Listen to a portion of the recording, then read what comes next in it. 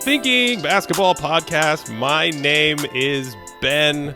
Welcome back. It is the NBA Finals.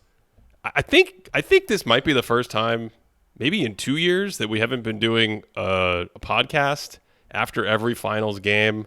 Unfortunately, Cody has things in life like, raising a child now, and I don't know why that's become more important than talking about men playing round ball, putting it in the hoop and things like that. But that's what we're going to do today. We're going to talk about people playing round ball. Cody is sick. He's just going to Jordan flu game this podcast episode. So if he sounds stuffed up, that's why.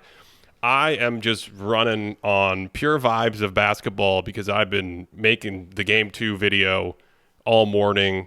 You know what this reminds me of? You know how some people like to do the podcast on the floor after the finals game? Yeah, that's kind of what it feels like. This is me still out on the floor.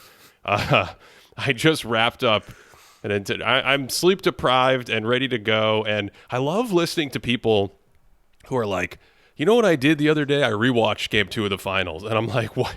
I'm like, you did that like 2 days later? You didn't watch every play like 71 times as you were putting together a story about it? But here we are, Cody. We haven't spoken. We're 2 games in. I'm not going to spoil anything. Do you know what happened? Do you know the results of the first 2 games?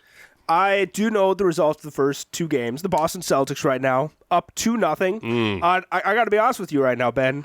It seems pretty definitive. And I know there's a long history. There's a long history of teams going up 2-0 and then blowing that particular lead. I think most famously Kyrie Irving on the wrong side of a 2-0 deficit. And in fact, those 2 games in 2016, I think the Warriors blew out the Cavs even worse than what we've been seeing. Those weren't even close. That was like, this is going to be the most embarrassing finals ever. And then all of a sudden, Kyrie, also who had 2 pretty poor shooting performances in Game 1 and 2 of that 2016 finals, comes back and he and LeBron author some of the greatest offensive performances we've ever seen. So I'm not going to come on here as somebody who is saying that the Celtics team is shown themselves an all-timer. I'm really not yet because there's a long way to go. We've seen a lot of weird stuff in playoff history. But right now it's looking pretty definitive, and I'm interested in a back and forth with you, Ben, about what the Celtics are doing well and what the Mavericks might be able to do differently to change the outcome of this series. Yes, I do want to talk about that a lot. That's something that you don't get to hit on necessarily when you make recap videos about the game or about the themes that are taking place in the game. There were some adjustments last night in Game 2 from Dallas. I think they have a few different things I'd like to get them to try. So let's circle back to that later in the show. Because to start right out of the gate, you said it, the point differential last night, there was that little flurry at the end of the game that made it uncomfortably close, especially when you start making a video thinking one team is going to win. But I think both games overall, the thing that has stood out to me is the shot quality for Boston is like off the charts. They're not even shooting that well from downtown. I looked at their wide open shooting according to Second Spectrum's tracking this morning from the game last night, and I want to say they were 33% last night, and also not great in Game 1. We can pull that, but I have that somewhere written down here as well, and it wasn't great. So they're getting incredible shots. They're all good shooters that are out there. Some of their shooters are great shooters. I'm just going to do my Thinking Basketball bingo and remind everyone recently that no one has any idea how good Derek White is. He could be 2 games away from winning Finals MVP. There's like 7 people who could win Finals MVP after 2 games in the NBA Finals, when usually you go into a series and you have like 2 favorites and maybe a sort of a dark horse. So the shot quality's been incredible. The process has been really good on both ends.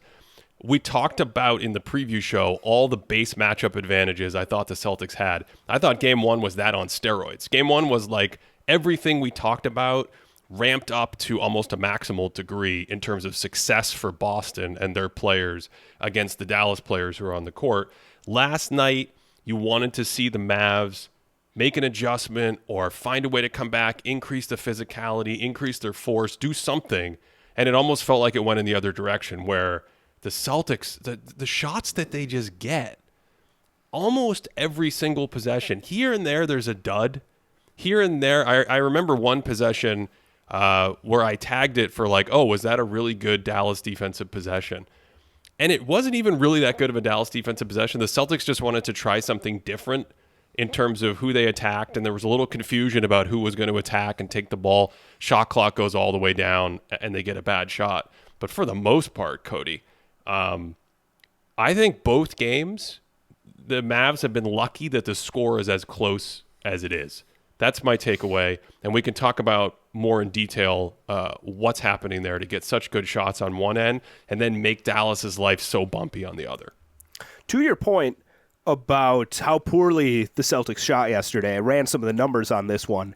And if you look at every finals team that won a game in the finals while shooting at least 33-point attempts in that particular game, the win last night for the Celtics is the second worst three-point percentage in NBA history of any of those teams. Now, of course, if you go all the way back in NBA history, we don't have a rich history of teams throwing up 33-point attempts. And I mean, it goes back about a decade. I'm sure you could come across a couple of them in the mid-2000s, but still, second worst three-point percentage in history. So this is a team that, and you're thinking about what the Mavericks have needed to win this game, one of the things that they need to get with their little tic-tac-toe board is for the Celtics to not shoot well. And that lined up exactly for them last night. That was one of the things, and they weren't able to pull it off. But to your point, the way that they're able to generate shots, not only is everyone able to shoot the ball for the Celtics, but everyone is able to, if you close out on them, attack space, right? You can't leave guys wide open, A, because they're going to make a shot, and if you close out too intensely, B, they're going to put the ball on the deck, they're going to go in, someone else is going to have to close in. The drive and kick game that Joe Maz has been pushing so much is, the cascade's going to be endless. The waterfall is just going to crush down on this rampage group of horses, right? It's like in Lord of the Rings, right? When, I forgot what her name is, she calls the water horses to come and take out the Nazgul for a second. It's like the other way around. The waterfall is collecting and collapsing on the horses This here. is like an homage to Bill Walton right now. This is incredible what is happening. Keep going. But that's exactly Is it. Mozart involved in this somehow? I would do an impression, but A, I can't, and B, it would be even worse with my voice right now, so I'm going to keep it respectful and not go full in that way. But that's really the key. You have 5 starters who are essentially all-stars or sub-all-stars. All of them, I don't think any of them have a weakness on defense. Porzingis is probably the weakest of them defensively if you get him into space, but the Celtics are so good at keeping him out of positions where he's going to be attacked in space in that kind of way. I don't know, man. It's such an airtight system that the best offense in league history throughout the regular season is showcasing right now. It's beautiful to watch, Ben. It's just beautiful to watch during these games. Yeah. You started with attacking the closeouts. So I think it's one thing to have the shooters and have them as spot-up shooters, but it's this, first of all these guys have a little movement shooting to their game. So last night in particular, Drew Holiday. Oh, and the Cody. What a Drew Holiday game. We have to get. Everyone better get their bingo cards out tonight because it's going to just be nonstop in a few minutes here. Just to forewarn you all. Well, Drew and Derek White are both very good at running the baseline, relocating out to the corner, sneaking in to cut back door, sneaking in for an offensive rebound, tracking the ball off the rim. If you took both of their plays from last night and put it on a little highlight reel, it would take at least a minute or two to get through. Because some of these, the pass doesn't even come. It's just like, oh, it's there for the player when they see it. The rebound is there when the shot doesn't go in, et cetera, et cetera. White, Holiday, Jaylen Brown, especially Porzingis, they can shoot with a little movement off a screen, lifting up, relocating. And then, to your point, because they can attack the closeout, basically everybody except Porzingis, really good catching and driving and continuing that cascade that you described so beautifully a second ago. It's a really different thing to deal with from a spacing standpoint than what Dallas is doing. Dallas is so stationary right now. They're so stagnant. And then you say, okay, PJ Washington, if you're above the break, Josh Green, if you're above the break, who else do they have on that team? Dante Exum, even Maxi Kleber with his shoulder.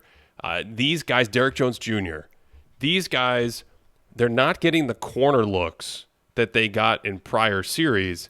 Oklahoma City had this idea, and we talked about how they were sort of like a lighter JV or freshman version of what the grown-up Celtics are doing right now.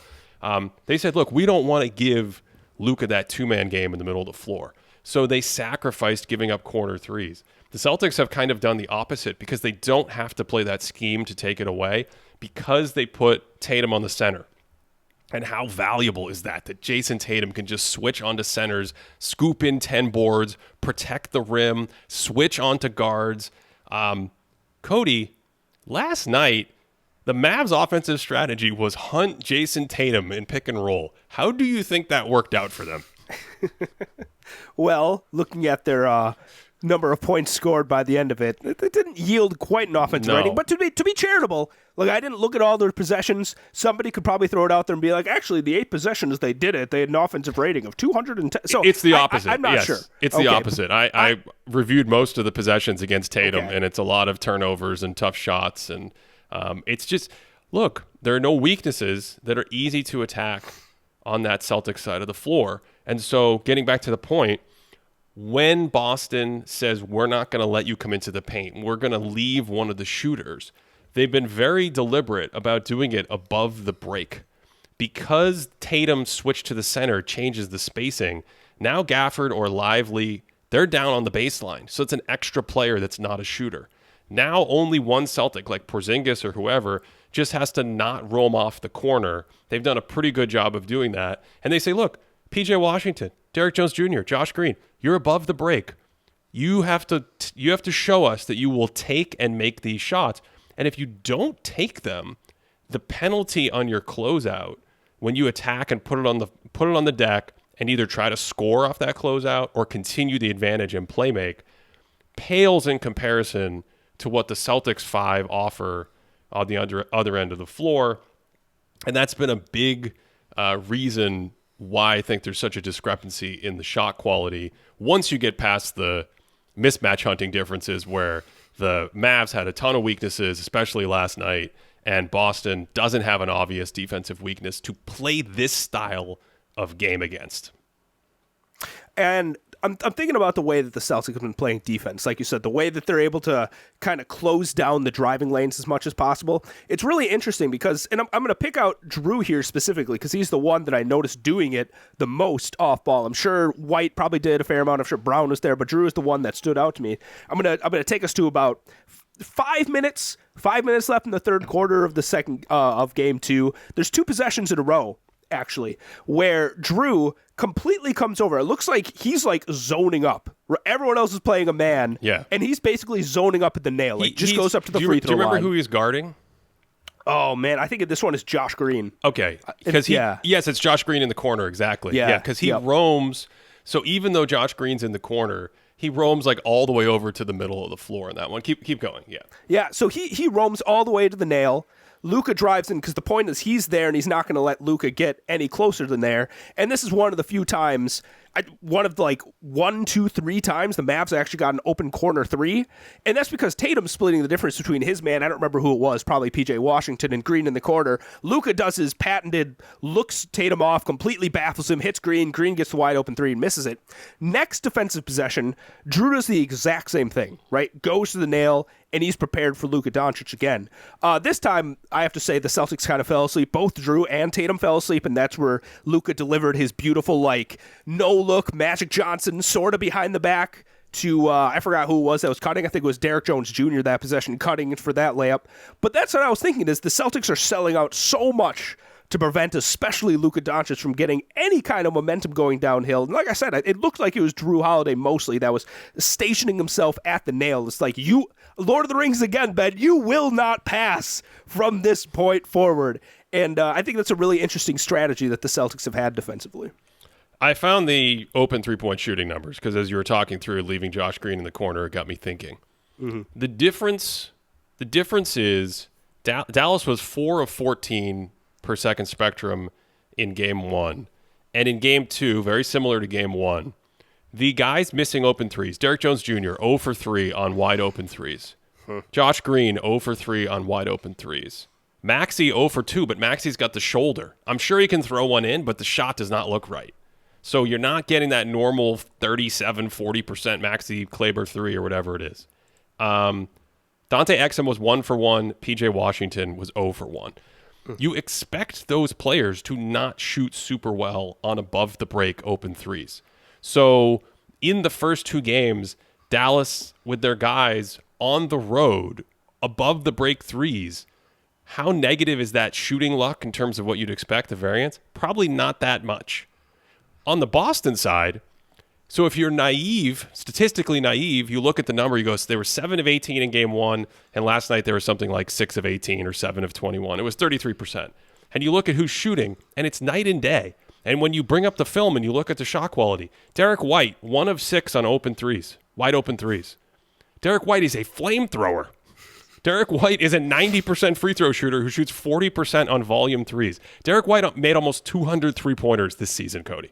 Made almost 200 three-pointers. He was second on the Celtics in threes, behind a 43% shooter, Sam Hauser. Sam Hauser was 0 for 3 on wide open threes. Okay? So you go down the list in the last 2 games. Tatum made 1, Brown made 1. So overall, the Celtics, again, were 33%. It wasn't horrible. But just the shot quality that they're generating for the players that they're generating them for. Let's just say I think things need to change for Dallas if they want to not just get back in the series, but steal a game, because it just still feels like the way each team is approaching offense and defense, it feels like the gap is too big. We're going to go back to Dallas. You're going to get the home court. The role players will make more threes potentially, but I just think they need to attack in different ways and defend in different ways. Well, I mean, it's all about perspective, Ben. If you go down to Oklahoma City and you're like, what do you think about PJ Washington as a three-point shooter? Chances are they'd be like, oh, wait a second. Isn't this the best player that's ever – isn't this Steph Curry out there? So who knows? Maybe it's a different some people just catch fire sometimes, Ben. That's just what happens. So, I mean, the Mavericks want to go to Luka Ball. This is what we've been seeing all season. This is what we've been seeing in the playoffs. They want to get him in the pick and roll with the slob goblins.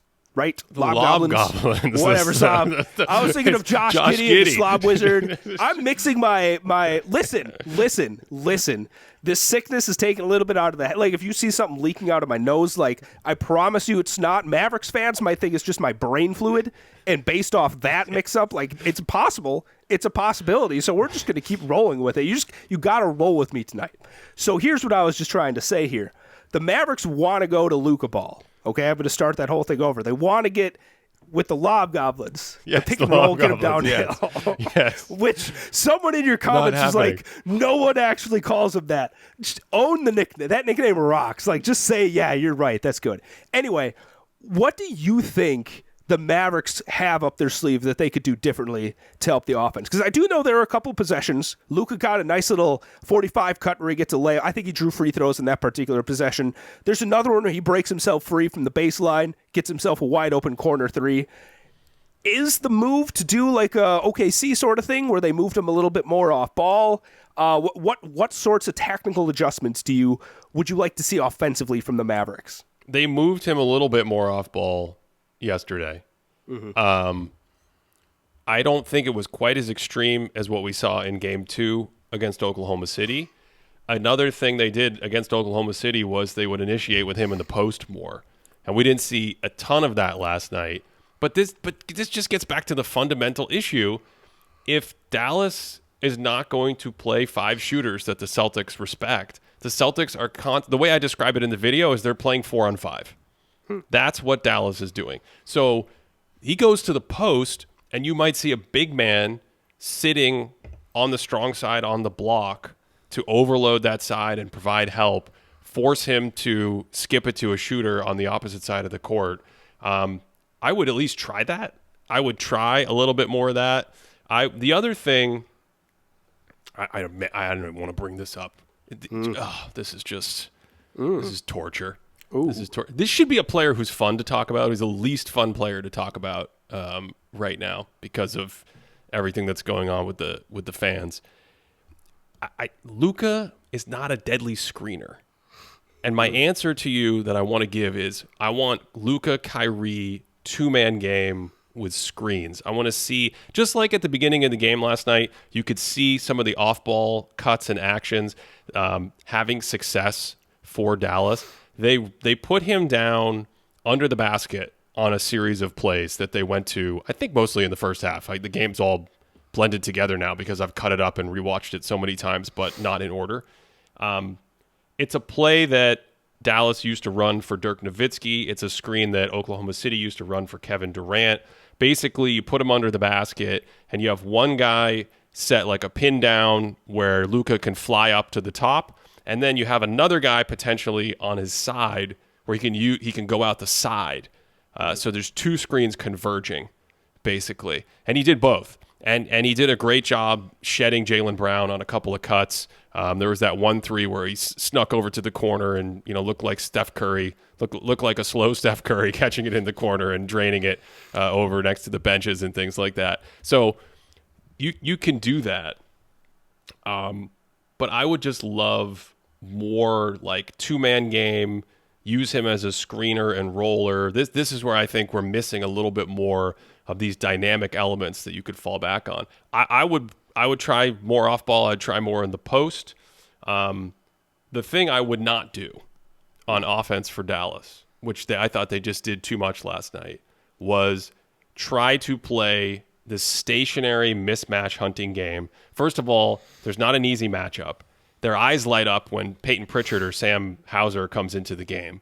And then what happens is the handful of times they've been able to get isolations against these players, it has not gone too well. There's a couple scores here and there, but it's like everything stops, everyone stands around, and then there was one where Kyrie went back and forth on him. He couldn't get by Pritchard, ends up with a 16-foot fadeaway. I mean, there's just a ton of mid-range, short mid-range kind of shots that Dallas is ending up with versus getting a rim attempt, an open three-point attempt for a good shooter, or a free throw. All those lobs, all that interior game, all Luka playing within 8 feet of the basket on his terms, it's all completely gone away.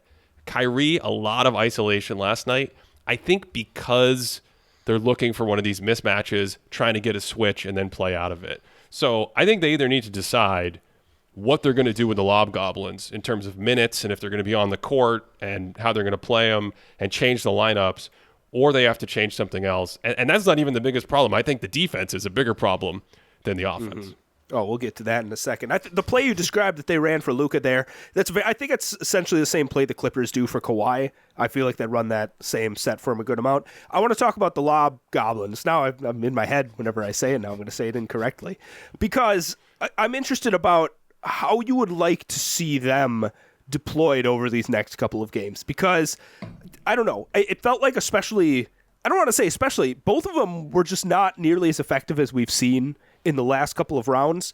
And even defensively, there's a couple of times, let's save that. Let's get to the defense in a second. But in the second half, I think in the third and fourth quarter, there's a couple of possessions where the Mavericks play is like, all right, Tatum, you're on Gafford. I guess we're just going to dump it down to Gafford and hope for something. And he actually got a couple baskets out of it, right? They scored a couple of times out of there.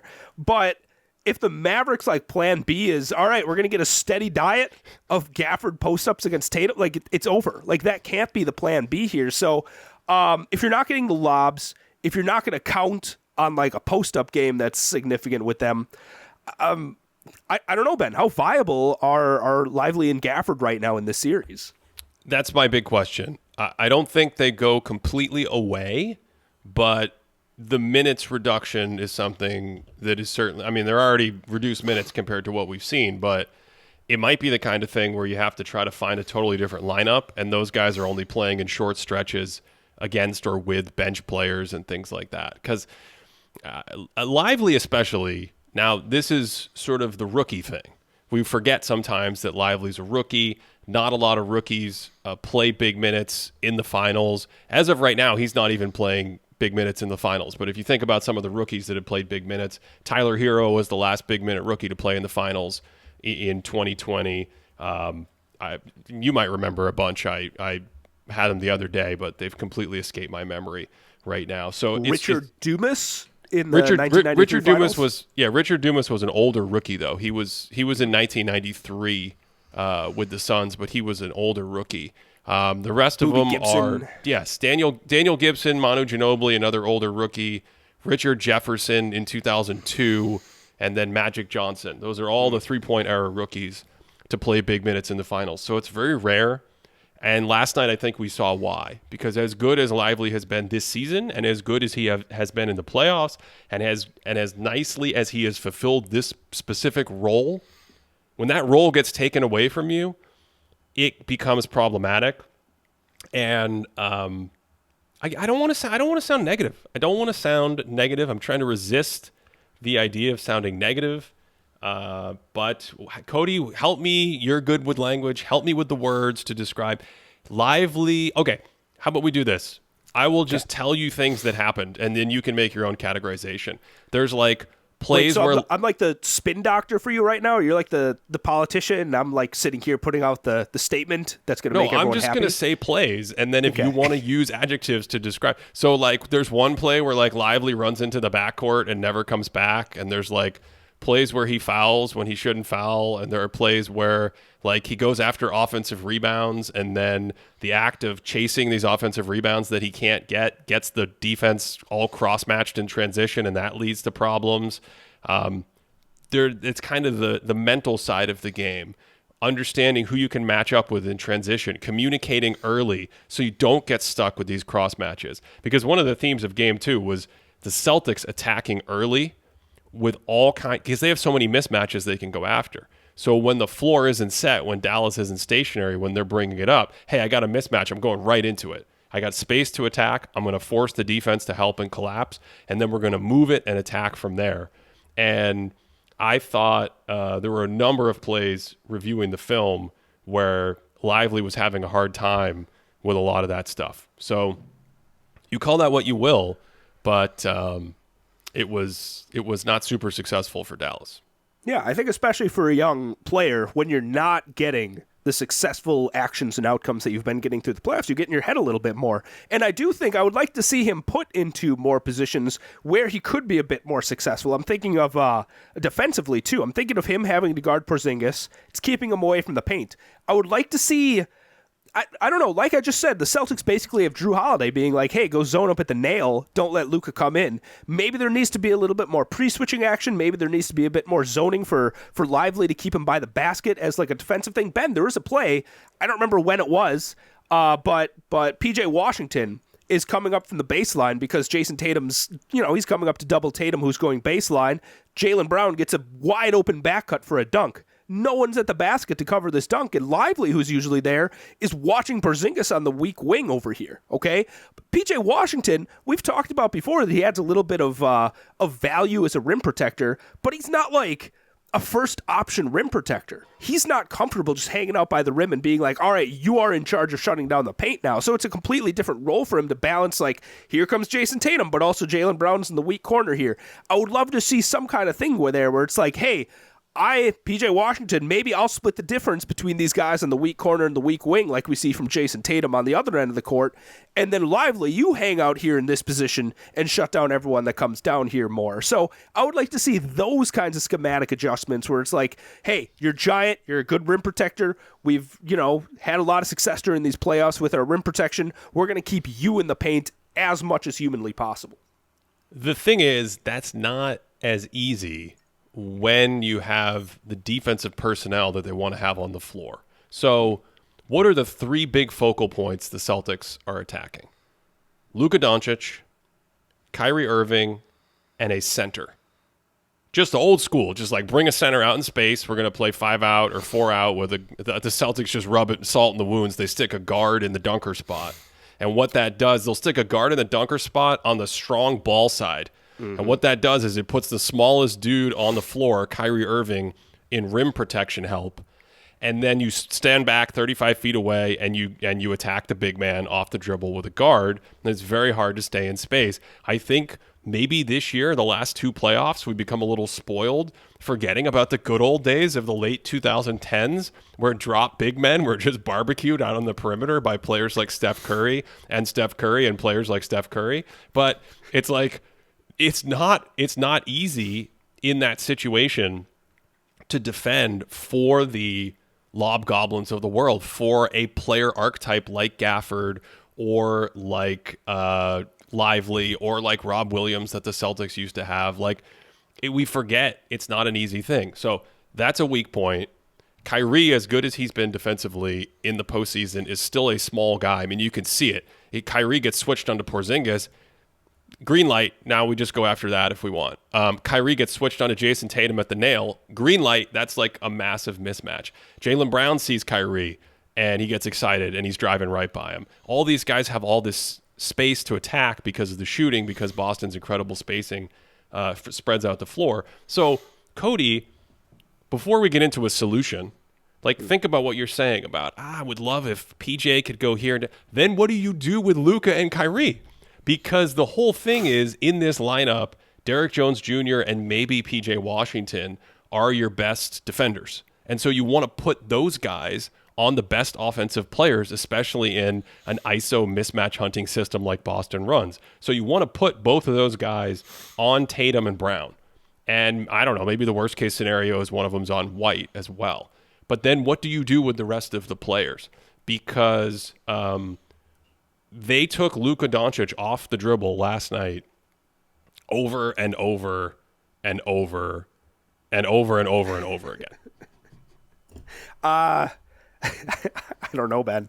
That's a great question, because immediately my thought is, I mean, do you have to zone up? Do you have to run more zone concepts to try and get that? But then you still have the issue with these guys are on the perimeter. And so I genuinely, I don't know. Do you try and keep Luka and Lively down low and try and like mitigate the number of weak points on the perimeter?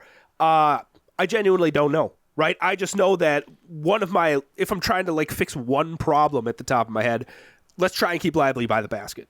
Right? We have a bunch of other things we can figure out, like what, Ben, the laundry list. When you're trying to tackle your Sunday chores, it's a lot scarier when you write down like 15 things. But if you're like, all right, I'm starting with the laundry, got that done, boom, I'm meal prepping for the week, chili, multiple meats, lots of protein. We're bulking season right now. You know what I'm saying? Knock that out. What comes after that? I'm going to trim the branches out back, okay? But when you put them all going together, to Home Depot as part of this afternoon? What's going on? That's the thing. If you have Home Depot number 8 on your list, it's going to be in the back of your head that's like, man, I have to run to Home Depot at some point. But if you knock out the other 7 things first, all of a sudden that run to Home Depot is good. So number 1, let's keep Lively by the basket. If that starts working, we got to start figuring out some other things. Now, I know the NBA Finals is not a lot of games. We're already down 2 games if you're the Mavericks, so you don't have a lot of time to adjust. But you have to find something to be successful. I don't have the answer, but I want Lively by the basket more. They tried to do that on a couple possessions, I think in game two, but obviously not all the time. They tried to sort of have that awareness of what they would do is when the ball was on the other side of the court and the big man was on the weak side, they would make sure to try to keep him low. Let's say Porzingis is up at the top of the key or the far wing and he's spotted up for 3. They would be like, okay, you know what's not going to kill us right now? If we have Gafford, he goes down to the block and he can come over and help on the other side of the court. And we just take like Luka or some guard or whoever it is and we have him go up to the elbow and keep an eye on Porzingis in case Porzingis wants to shoot one of these threes that he shoots over people. So there's something there. To me, the other big one, obviously, is zone. The Mavs they've run it a few times. They ran it a handful of times in game 1, and I thought they had good possessions. Here's what I'll say. The thing on defense that I do not think Dallas should do is to switch the pick and roll every time and give Boston the exact matchup that they want. I know that's a radical idea. I know I'm going to get hate mail for it. I know I'm going to be told how dumb I am for saying it. And those are just the really nice ones from my parents. So, like, if you think about it, they're giving Boston exactly what they want with no resistance. It's part of the reason why the matchup doesn't work. I think it is the wrong way to try to defend the Celtics. And as we do every year and we get to these situations in the playoffs, we talked about it last year with Denver and Miami, sometimes you may just be up the creek without a paddle, my friend, because at a certain point you can't get more talented players and throw them on the court. Like we're talking about what to do with the lob goblins earlier. You can't just be like, oh, well, we don't have Maxey, Maxey's not working. Let's just get Jaden Hardy and Tim Hardaway Jr. We'll play our 5-out small ball lineup, our death line. Like, no, that may be it. But I would not switch everything the way they're switching. I'm going to get, this is interesting. I just had a radical thought here. But, like you said, I think this is a conversation we have all the time about any teams that play switch-heavy defense, right? Is when you do the switch-heavy defense, it's so easy to get the matchups that you want for the offense, right? At a certain point, you're going to have to fight over a screen and be like, no, I know you want to get so-and-so in a pick and roll with this person, but how about this time we just don't do that? And I know, these guys aren't great pick dodgers. I don't think there's too many guys on the Mavericks that you'd, constitute as tremendous pick dodgers. They're good defenders, but in that particular instance, they're not we saw Anthony Edwards or Drew Holiday or Derek. These guys are good pick dodgers. Ben, maybe what you just said is something, though. What if the Mavericks strategy is just we have to out-offense them, right? Whatever we do, we're just going to throw out P.J. Washington, Derek Jones Jr. You guys are going to be our fives for a good chunk of time here.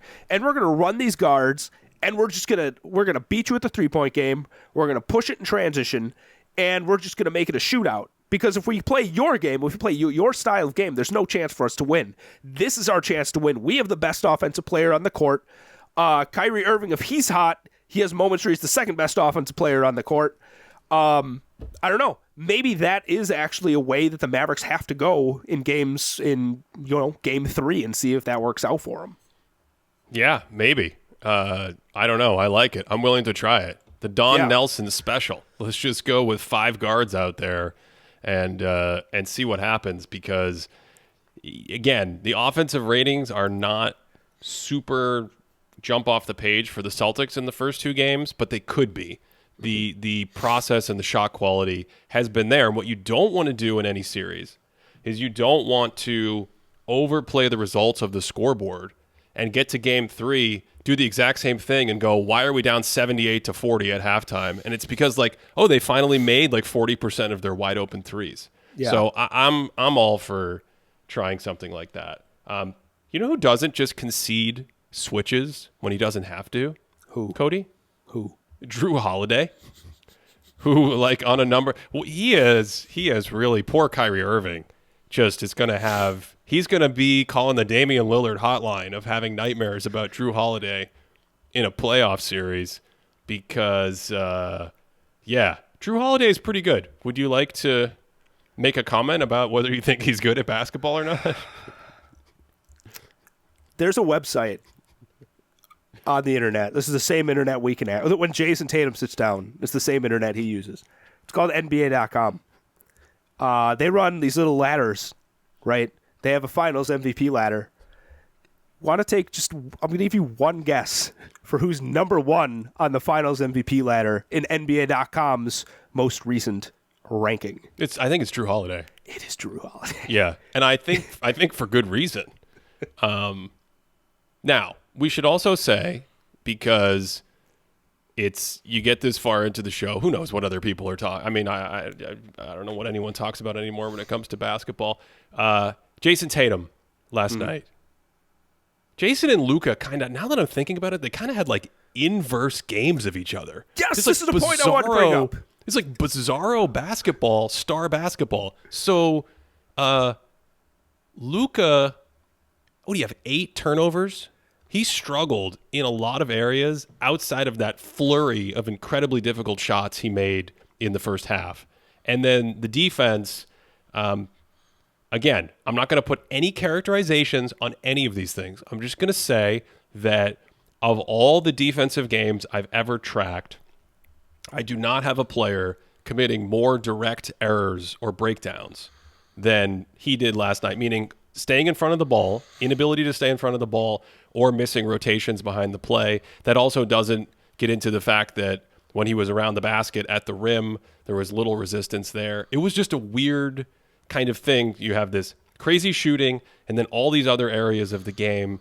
Obviously he's an amazing passer, but even in that element, it wasn't an amazing game for him. And then Tatum's really struggling with the shot. And everyone's like, why don't you score more? And occasionally he's settling for a jump because, everyone wants to get concerned and very nervous about Tatum devolving into isolation hero ball. And he has a couple of those possessions. But then the rest of the game, the defense we already talked about was massive. And then the passing, Cody, the playmaking, finishes with 12 assists to lead the game, constantly at the sort of tip of the spear, attacking those weak points that we talked about, getting into the paint, making good decisions in the paint, making good passes. You already talked about the one to Jaylen Brown where Derek Lively got lost and didn't see the cut on the weak side. He had another one to Drew. What a cut by Drew. Drew comes in, gives it to Tatum, acts like he's leaving the paint, does like a fake out U-turn thing. Tatum wraps it around for another layup. Drew has another cut later in the game where Tatum's doubled on the baseline. They bring the big over to help, forces 2 on the ball.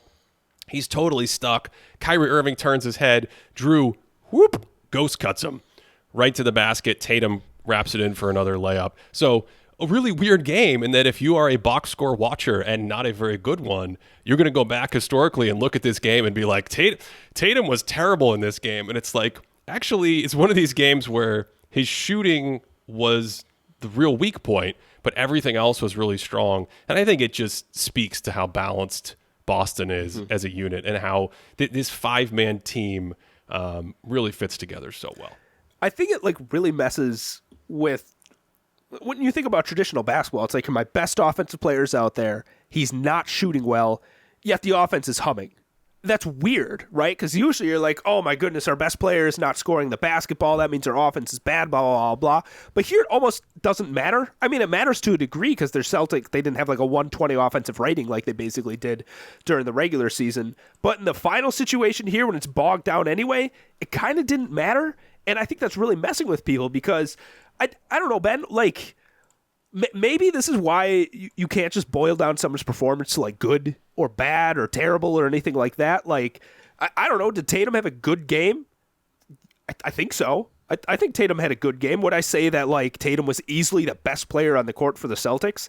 I don't know if I would say that so definitively, but it's really weird to watch the Celtics team because the way that they're constructed and the way that they work, I don't know. I think earlier in the season, we played a little game, and it was like, how would you rank the importance of the Celtics players offensively, like 1 through 5? And I think I said Tatum first, and then I had whatever. I think my point at that point is I put Jaylen Brown 5th. Oh, boy. I think my point is I don't know if I would do it. I think that the fact that I even tried to do it was just my even misunderstanding of how egalitarian and strong the Celtics offensive team is. I still think that Jason Tatum's at the top. He's the most important offensive player for the Celtics. But then after that, I don't know. They all just have their own roles that they do so perfectly well that I don't know. I don't know, Ben. It's a really fun team to watch because it so goes against the grain for a lot of other basketball teams that you see that are successful in offense. I would say Tatum had a good game. Okay. I would describe it as a good game. Yeah. I don't know. That's just me. Can we go back and talk about Drew Holiday for a second?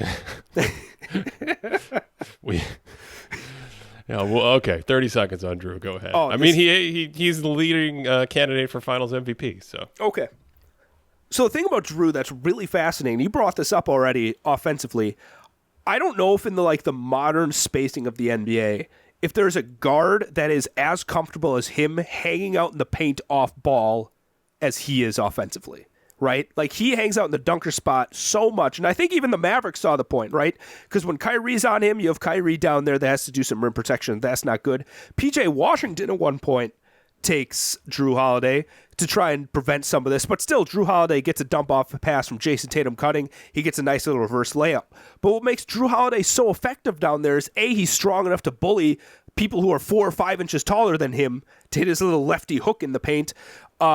B, he's a point guard that has great vision, so he's able to make these great passes out to this offense that's built to kind of hit people in the perimeter and make plays out there, and teams aren't used to defending teams that are able to do that, right? So everyone's looking in at Drew Holiday in the paint. He can kind of make these decisions. It's just a very obscure way to play offense, and he's probably the best offensive guard I've ever seen at this very, very specific skill set, just because I can't think of any other guard that does this exact kind of thing. and it's just really cool. He's just a really fun, funky player to watch, and I know there's the bingo card of like, oh, Cody's going to bring him up, and I made fun of myself for that. But Drew's just a cool player. Like, you just don't see players that play like this at the guard position, and I think it like inverts the Celtics offense in a really unique and deadly way. Yeah.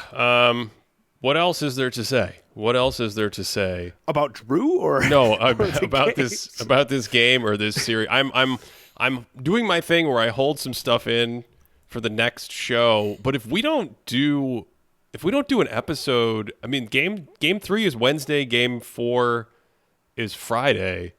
Oh, if we don't do an episode on like Thursday, if we stick to like once a week again, this thing could be over.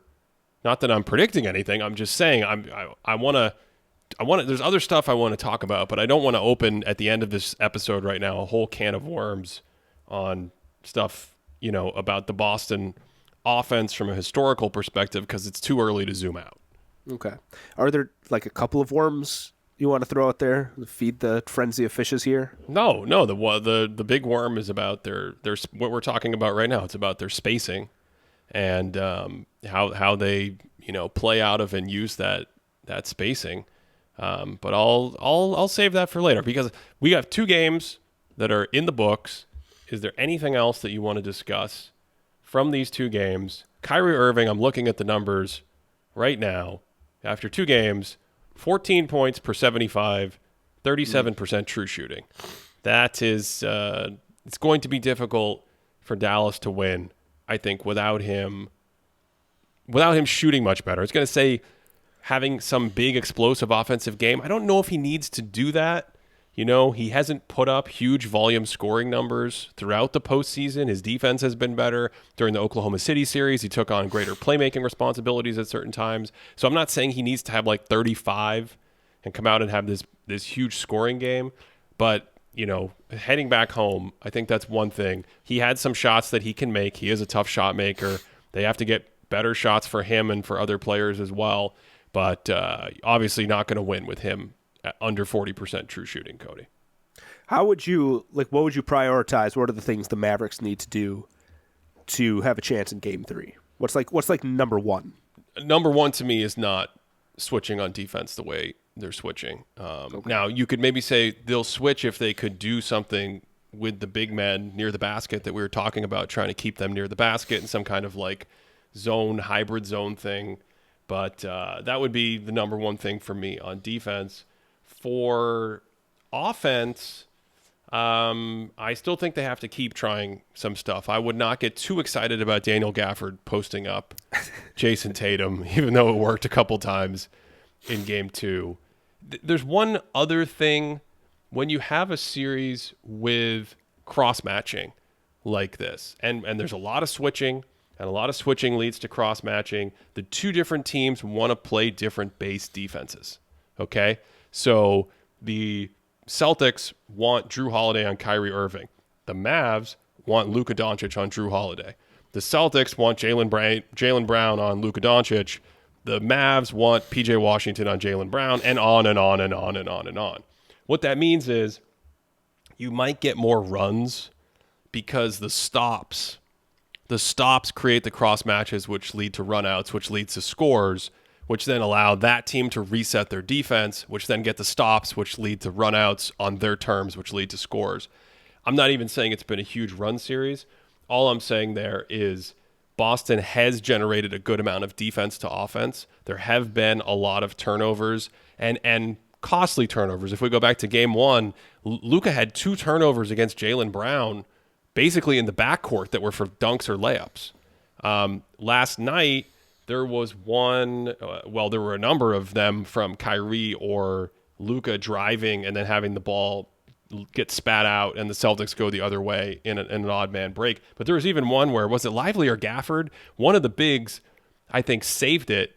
And I want to say JJ Redick said that was an inbounds. That was basically an outlet pass for the Celtics to start their offense. So it's a subtle thing, but it's another one of those things where defense influences offense and around you go. So if you're Dallas, limit your turnovers. Maybe your offense can help your defense. Goes back to what you were saying, Cody, about maybe if we juice the offense, it might be a trade-off worth making. But I just think go home, get more makes from your role players, see if you can not turn the ball over.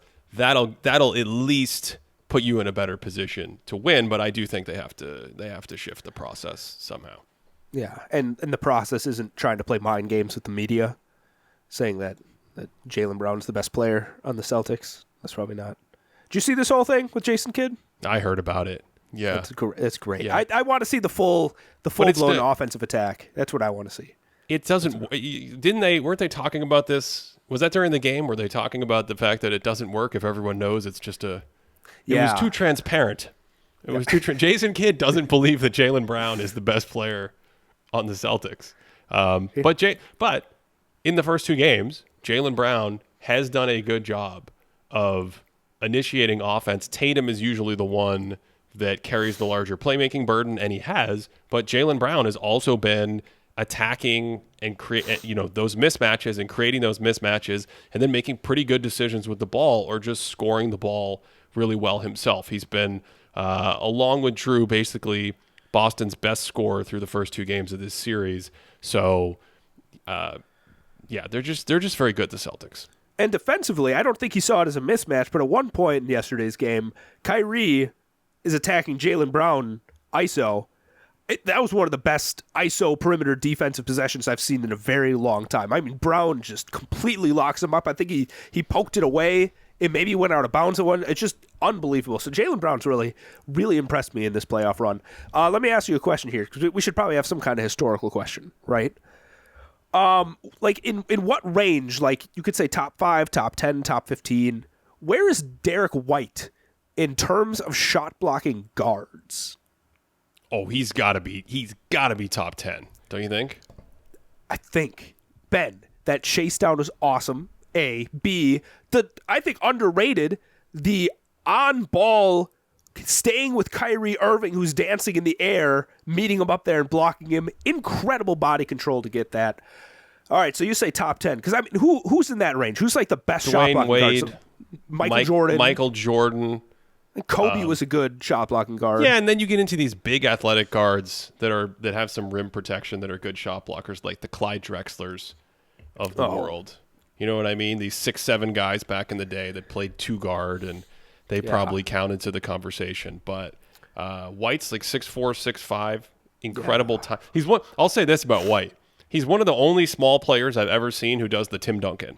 Like, he targets the ball really low out of your hand, which is very rare for small players. His hand-eye coordination and his timing and his accuracy on those kinds of blocks. He'll do it on snipe blocks as well, which is really rare. Usually the snipe block where you come in out of nowhere and no one sees you, you just smother it when the guy's going to shoot. And White will just like swipe his arm at high speed, and you're like, did he even get into his shot motion? He just slapped that out of there like he was playing with kids on a playground or something. Do you disagree? I think he's got to be in the conversation. No, I think top 10 is right. John Wall, secretly good candidate in this conversation. Who else could we be thinking about here? We can just sit here and just say people's names. No, I don't. David Thompson, a good shot blocking guard. I feel like I don't remember. But yeah, Derek White's an all-time guard blocking dude, and it's pretty cool. I had another point to make about this basketball game, and it's escaped my mind with this shot blocking conversation. Oh, I remember. I want to ask you for your reaction to something. Ooh. You have not seen the video I haven't put out on the game yet. And there is there's a statistic in the video, or as the people on the internet say, something I made up. The Celtics, the Mavs, the Mavs defense, teams against them, against Dallas's opponents. Let's see how long it takes me to get this sentence in the proper order. Dallas's opponents, through the first 3 rounds of the playoffs, shot 60% at the rim. That's good. We have talked about this before. Gafford, Lively, packing the paint. They were really, really good protecting the rim.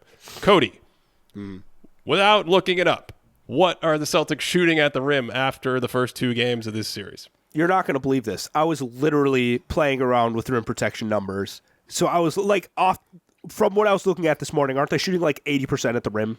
Like 83%. 83%. Yeah. At the rim. How do you feel about that? It's ridiculous. That's ridiculous. That's well, isn't it? I think if I remember when I was running some of the numbers, the Celtics are shooting fewer of their attempts at the rim than they normally did during the regular season. But the point is, when they get to the rim, they're just not missing because it's just like I said, the rim protectors aren't there. They're able to just kind of get into space and make them. Tatum's missed a couple of layups. I was going to say Tatum's been doing his like scoop layup. That's just not. I think Tatum should not try the scoop layup too much. I think he should get the Dr. J out of his head.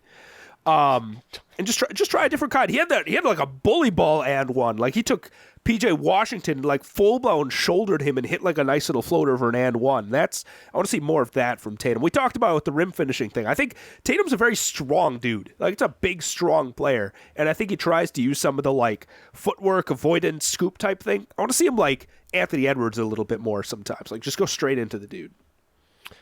To support this show, patreon.com/thinkingbasketball. That's how you do it. I don't remember what else to say at the outroduction of this episode. Yes. I've been awake for a long time. I don't want to talk about it. How do you have anything else to say about this game or these NBA finals or anything else? The weather? Your dinner? Yeah, I got to say, I kind of planned, because I always try to, in the back of my head, I'm like, what's going to be the final point that I bring up on the podcast? I thought this would be the perfect time for the Drew Holiday Finals MVP thing, but that just came up naturally in the conversation. Of course. We could not make it through the episode without naturally hitting on the Drew Holiday Finals MVP thing. So what I do find interesting in this is number 2. Because here's the ranking right now. So Drew Holiday's number 1. Luka Doncic is number 2. I'll get to that in a second. Jaylen Brown 3. Jason Tatum 4. And Kristaps Porzingis 5. I find it really interesting that Luka is number 2 because the assumption there is if